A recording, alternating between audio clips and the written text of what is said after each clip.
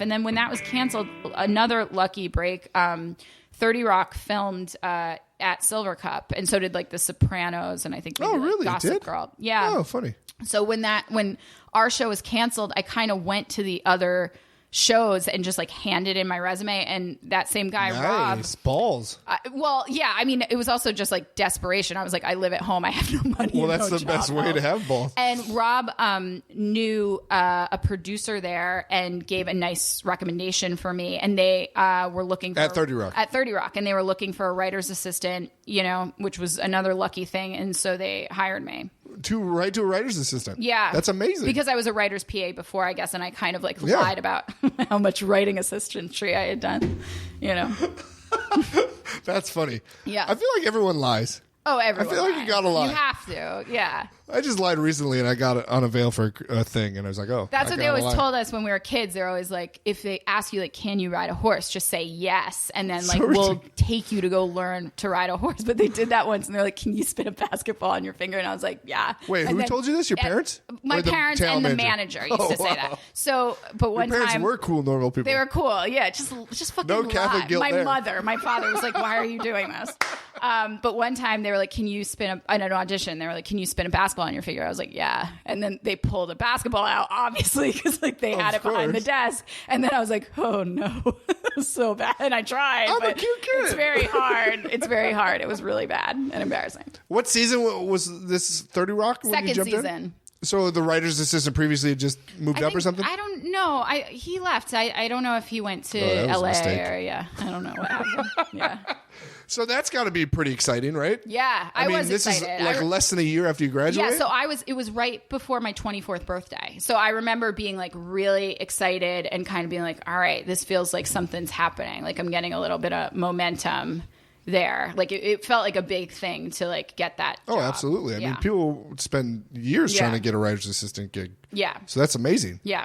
And then it was just a slow progression up. Was it like every season you moved up a little bit, or was it? I guess even it was. Yeah. Like the first season I was the second season I was a writer's assistant, and then the third season the writer's assistant above me got a writing job on another show, so he left. So then me and I don't think they trust a lot of 30 Rock was like, I don't trust you, so they promoted me and the other guy were like co-script coordinators kind of. Sure. And so we both did those jobs.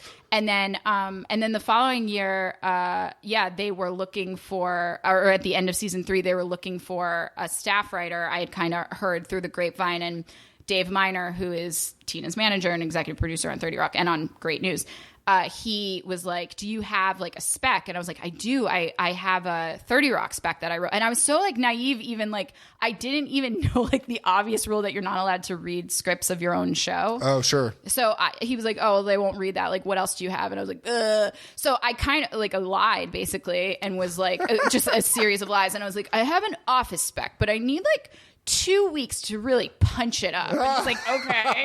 So then it just in a white hot panic just went home and was like, okay, what can this fucking be about? What can this be about? And, wrote an outline in like 2 days and then wrote a spec for The Office in 2 weeks, Wow. And then he, and sent it to them, and then I got hired off of that. But they knew me amazing. already, Right. so I don't know how good the spec turned out. Part of it was they knew me, and I had pitched jokes that got on the show and stuff. Right.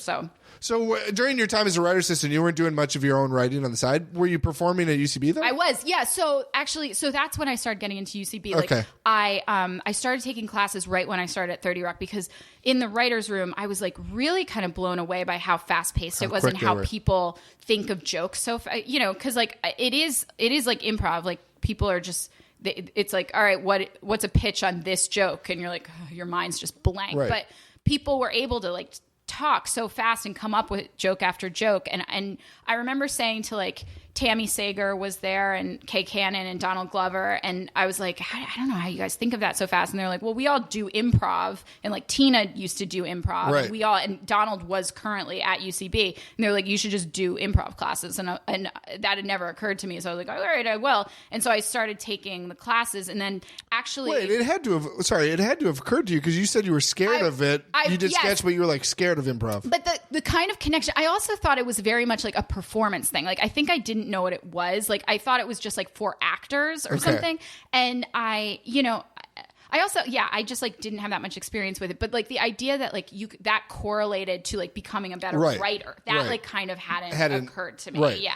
So I started taking classes, and then I auditioned to be on a Herald team. And the day I got the call about getting on a Herald team, I also got the call that I got the writer's assistant. Oh, wow. Or not the writer's assistant job, the writing job wow. on 30 Rock. What and a I remember beautiful day. at the time being like, oh, how will I manage both? I'll have to say no to one. It's like, okay, you're a staff writer and you're on a fucking improv team. Like, it's fine. You'll live. That's exciting. Wait, so you mentioned producer.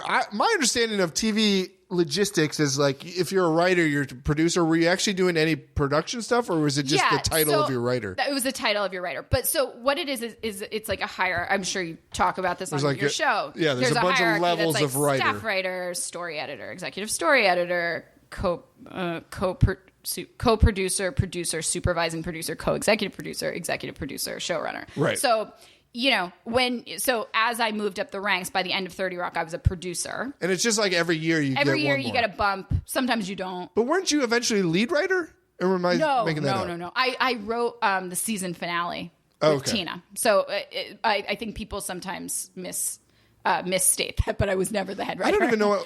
Robert Carlock was always the head writer of 30 Rock. Yeah. Okay. So then you won an Emmy. I did. What's that like? I've only had a few Emmy winners on here. Yeah. If any. Oh, thank you.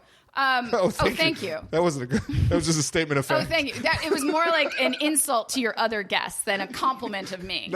Thank or your response was... Oh, thank you. It was great. I mean, it was so cool and surreal. Very, very nerve-wracking. How do you get chosen to be the finale writer? Just because you had tenure? God, I don't know. No, I definitely didn't have tenure. There were people who were higher level than me. It was like a very nice thing. It was like it felt like a little bit of like a, just kind of a show of like her confidence in me. And, so Robert Carlock and this other EP on 30 Rock, Jack Burdett, wrote the first half, and then she and I wrote the second half. And it did feel, I was not the most senior person. Obviously, like, Robert probably should have won it with her, but it was a really nice thing that I got to be part of it, and surreal and cool that, like, you get nominated and you get all this attention, and then, you have to like write a little speech, and then you're sitting there with like your little piece of paper and your parents and stuff. And then, they call your name, and it's so it's so out of your body and weird, but like, that had to be your first red carpet too, right? Oh yeah. Oh, first time in LA? Done it. No. I was living in LA at that point because the 30 Rock had ended, so I was writing on the Mindy Project already. Oh, okay. But I definitely going to the Emmys was like for 30 Rock earlier was one of my first times in LA. Oh, and right. So I never, when you go to the Emmys, it's like the actual celebrities go on like the front of the red carpet, and then you're like the writers who are nominated go on like the back like cattle, and they have like prods and are like, get in there, don't take pictures of Ryan Seacrest. And so, but when you win the Emmy, then you do have to do like a legit red carpet, and it's so overwhelming. And Tina was just like, okay, so stand, and she like would give me instructions really fast. I was like, okay, so stand on this sticker, and then we're going to look from left to right, and we're going to go up and down. So we're looking at the same people at the same time with the cameras. I was like, what? And so every picture I'm like looking a different way than she is. That's pretty funny. So cool. But you wrote a speech before? We did. We worked out a little speech, her and I. Oh, you weren't afraid to jinx it or whatever?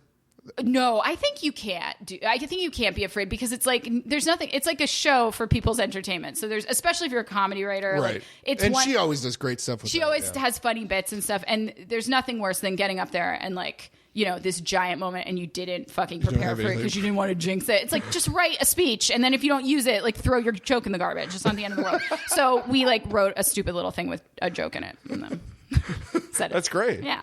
That must have been really exciting and really surreal. I feel really surreal. Yeah, scary, but like fun. Yeah. Oh yeah, it's got to be fun.